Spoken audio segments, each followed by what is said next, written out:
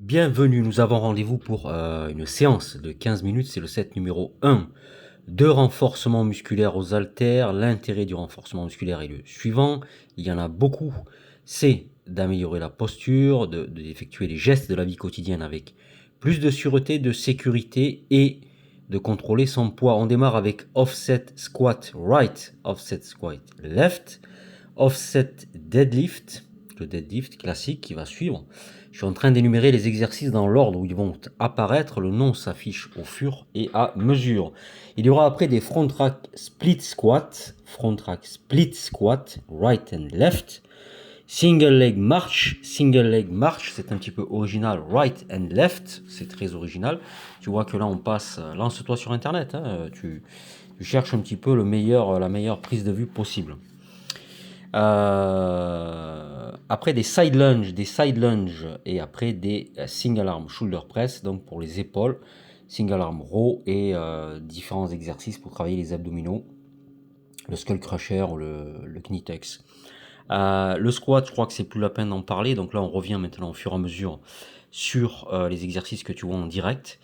Alors, ce sont des squats avec un bras qui est poussé vers l'extérieur et un haltère sur une épaule. Il y a une certaine dissymétrie qui est imposée dans ce type d'exercice. Je t'invite à réviser les squats. Les squats, c'est quoi? C'est l'exercice de base pour travailler le bas du corps, hein, d'accord? Les quadriceps, les ischio-jambiers, voilà, c'est tout. Le squat, tu révises, c'est très facile. On passe maintenant au deadlift, tu le vois.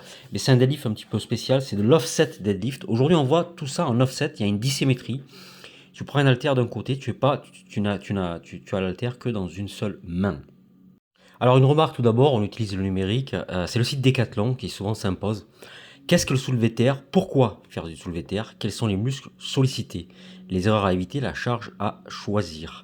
Il y a des variantes, c'est ce que je suis en train de faire ici. On trouve très peu d'informations sur l'offset, partout sur internet, sur les offsets, c'est-à-dire ces exercices dissymétriques, on trouve très peu d'informations.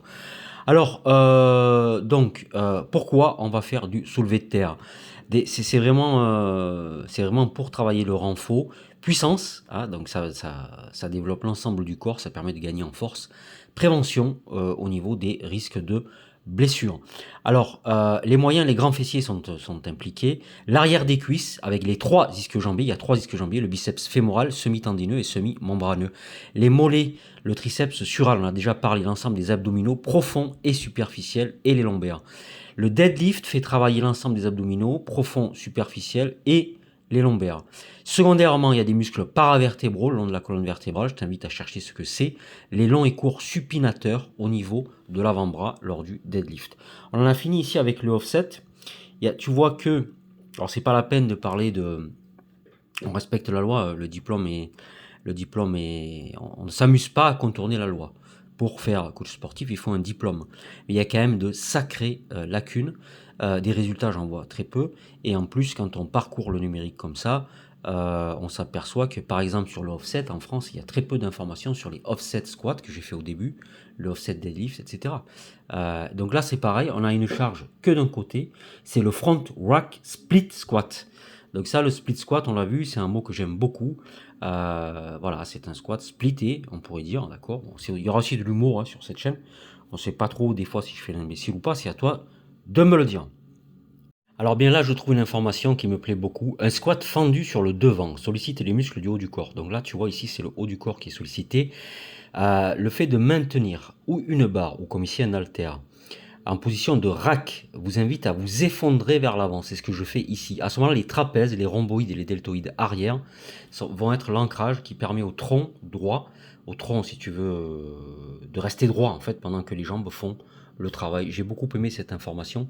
Ce sont, je répète, les trapèzes, les rhomboïdes et les deltoïdes arrière qui vont être l'ancrage qui permet au tronc de rester droit pendant que les jambes font le travail lors d'un split squat. Bon, lors du split squat, c'est les jambes qui font le travail et finalement c'est les trapèzes rhomboïdes et deltoïdes arrière qui permettent au tronc de rester droit et donc si tu veux, c'est comme un gainage. Enfin, moi, l'idée qui me vient là, c'est comme si on était gainé. On passe maintenant à un exercice plutôt rigolo. Je suis pas sûr que ça fasse travailler énormément de muscles. C'est ce qu'on appelle le single leg march. C'est très intéressant. Il faut faire ces exercices ludiques comme ça. Il y a, à mon avis, de l'équilibre. L'équilibre, ça veut rien dire, ça implique l'oreille interne. mais de la proprioception au moment où tu lèves la jambe sur le pied opposé. D'accord? On est d'accord sur le pied qui reste au contact du sol. On voit Davout ici sur la droite. Donc ça, c'est de la proprioception sur le pied opposé. Alors, on va jeter un œil. Alors, l'équilibre, c'est quoi? C'est la capacité de maintenir le centre de gravité du corps dans la base de support. Alors, il y a un équilibre statique et un équilibre dynamique.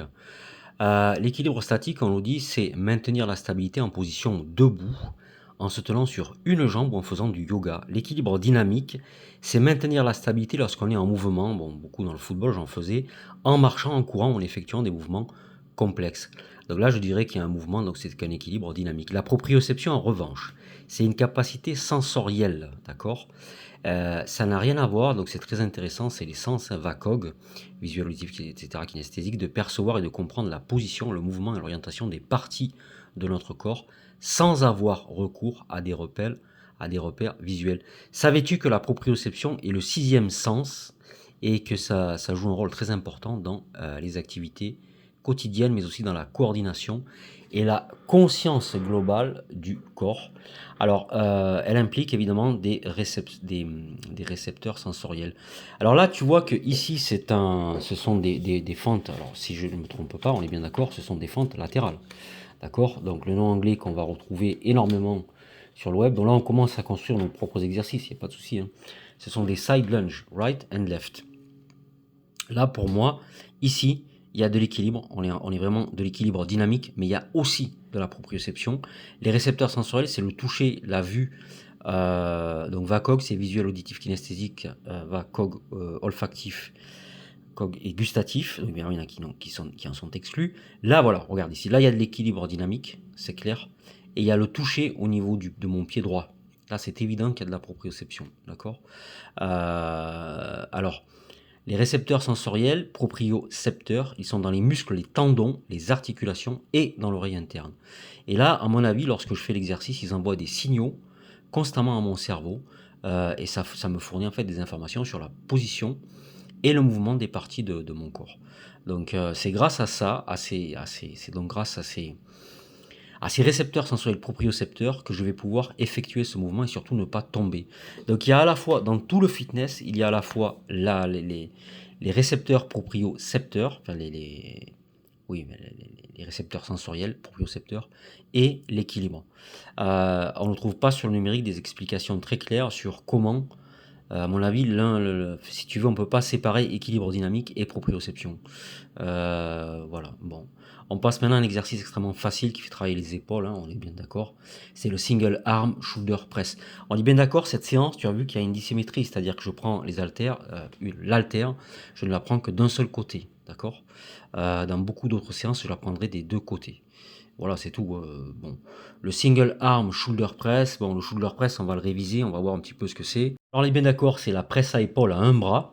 Ah, voilà, la main et l'haltère est tenue à hauteur d'épaule. Prise pronation, c'est-à-dire la paume tournée vers le corps. Bon, ça c'est encore à voir. Inspirez, renforcez, d'accord? Expirez en utilisant les muscles de votre épaule et de votre bras. Bon, voilà, il faut étendre le coude.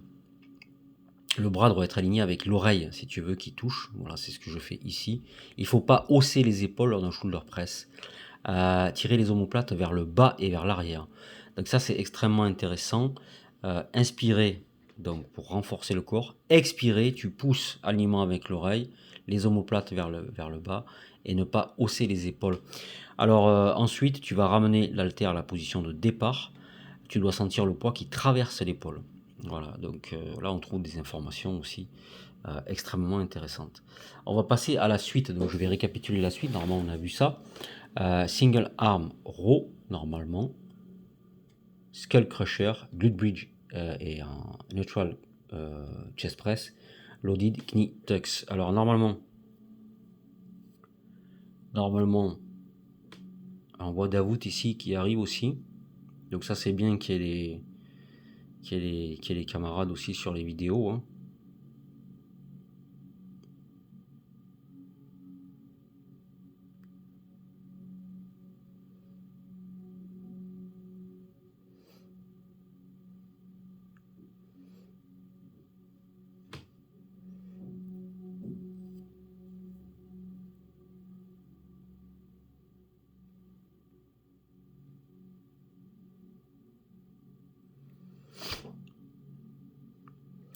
Je pense qu'il est possible qu'on ait fait l'impasse sur le single arm row. Donc le rowing, c'est le tirage en single arm. Bon, voilà, on aura fait l'impasse malheureusement sur le single arm row. Bon, le single arm row, c'est bon, c'est très facile, hein. Tu vas tirer, donc il y a une jambe vers l'arrière. La jambe avant est à 90 degrés, le buste est incliné et tu vas tirer. Haltère dans la main droite et ensuite tu alternes avec haltère dans la main gauche. Donc ça c'est un skull crusher. Bon, dis-moi quel muscle travaille le skull crusher? Ben, ce sont les triceps, d'accord? Fais attention à ton bras, hein, et fais la différence entre bras avant-bras. Le bras est bien vertical, l'haltère tu viens la descendre jusque derrière là, le dessus de la tête. C'est extrêmement important. Skull crusher. Alors c'est très rigolo, on appelle ça le concasseur de crâne, broyeur de crâne, donc triceps, muscle à trois têtes situé à l'arrière des bras. C'est le plus gros muscle en fait des bras, on l'a déjà dit, d'accord. Bon, les avantages en fait, c'est que bon, c'est une extension de coude, d'accord. Ça isole, en fait, ça isole ce triceps qui est le muscle le plus fort du corps. Ça va rendre ce type d'exercice va rendre le triceps plus fort. Ils ont un rôle dans la comment dire dans le fait dans la et mince, excuse-moi, avec le pancréas, l'insuline, voilà, dans la sécrétion de l'insuline. Il faut savoir qu'on a découvert que le fait de travailler tes triceps comme ça va améliorer considérablement la sécrétion d'insuline. Et voilà, ça c'est très mystérieux, c'est une découverte récente. Étienne Klein en parle. Bon, le skull crusher, il y a des pages et des pages, d'accord. Tu peux le faire sur un banc ou pas, il faut pas cambrer le dos. Moi, je suis par terre, pousser les omoplates, d'accord, vers le banc si tu es sur un banc ou vers le sol. Il faut contracter les abdominaux, les fessiers, garder les pieds bien à plat sur le sol. Bon, pousser le poids vers le haut au-dessus de la poitrine, on a compris. Les angles, on a compris. Abaisser lentement le poids. C'est toujours la descente est toujours lente et contrôlée en musculation et en fitness, hein. C'est souvent la montée qui est rapide. Descente lente et contrôlée. Donc les épaules ne doivent pas avancer, c'est-à-dire que le haut des bras est immobile, c'est le plus difficile. Pas d'arche, c'est-à-dire il ne faut pas faire l'arche avec son corps, tu as compris. Position des épaules et coudes serrés, un seul levier, ça on a aussi compris. On passe au glute bridge et neutral chest press. Alors pourquoi un glute bridge et neutral chest press? C'est-à-dire il y a deux exercices ici. Il y a une position ici où on a l'impression qu'on gaine, parce que pour moi en fait le glute bridge, c'est-à-dire le fait de faire le pont comme ça, voilà, ici, c'est une manière de gainer, gainer, c'est-à-dire on est dans une contraction de muscle, c'est statique. Les fessiers sont contractés ici, c'est pareil une évidence. Et on va le combiner avec des neutral chest press, c'est-à-dire qu'on va pousser comme ça, prise neutre, donc ni pronation, ben bon, ce qu'on appelle, on a neutre, pronation, supination, c'est une prise ici qui est neutre. Et on travaille, donc on voit différents muscles ici, on va réviser ensemble cela. On va trouver des informations qui sont dans l'esprit de ma chaîne YouTube. C'est qu'en parcourant le net, je vais trouver, ça m'intéresse beaucoup, beaucoup, beaucoup, how to perform 5 variations of the glute bridge exercise. Alors ça m'intéresse beaucoup. C'est-à-dire qu'on va me proposer en fait 5 variations pour augmenter mon niveau, c'est-à-dire en autonomie, et travailler les glute bridge. Alors justement, d'abord, il y a différentes variations. On me dit legs pointed outward, les jambes vers l'extérieur, en fait les pieds sont écartés vers l'extérieur, tu regarderas. Et là c'est des glute bridge dynamiques, c'est-à-dire que tu viens soulever, comme le hip thrust, mais si tu veux tu viens soulever les hanches, tu viens toucher les fessiers au sol et tu soulèves les hanches vers le haut, tu as compris, d'accord? Tu t'aides des bras, paume de main vers le sol et tu pousses. Soit tu as les jambes, donc les pieds vers l'extérieur, soit tu as les jambes qui pointent vers l'intérieur, c'est-à-dire en fait les jambes écartées avec les pieds ouverts à 45 degrés, ou les jambes fermées, les genoux se touchent et les pieds aussi se touchent. Tu peux presser sur les talons ou tu peux presser sur la pointe des pieds, d'accord? Et tu connais aussi le glute bridge à une seule one leg glute bridge que tu connais, d'accord? Voilà ce qu'on pouvait dire là-dessus. On termine ici avec le loaded knee tucks, donc il est chargé. Knee tucks, tu ramènes les genoux, ça veut dire vers la poitrine, donc là clairement les abdominaux sont impliqués, mais la variante c'est que tu tiens les haltères vers le haut, donc quel est l'intérêt de faire ça? On va le dire tout de suite. Bon, ben là, on trouve aussi l'information sur des sites américains, ça donne vraiment le vertige. Il y a 50 variations de ce type d'exercice en knee tucks. C'est totalement hallucinant. Donc, je te laisse là-dessus. Merci. Au revoir.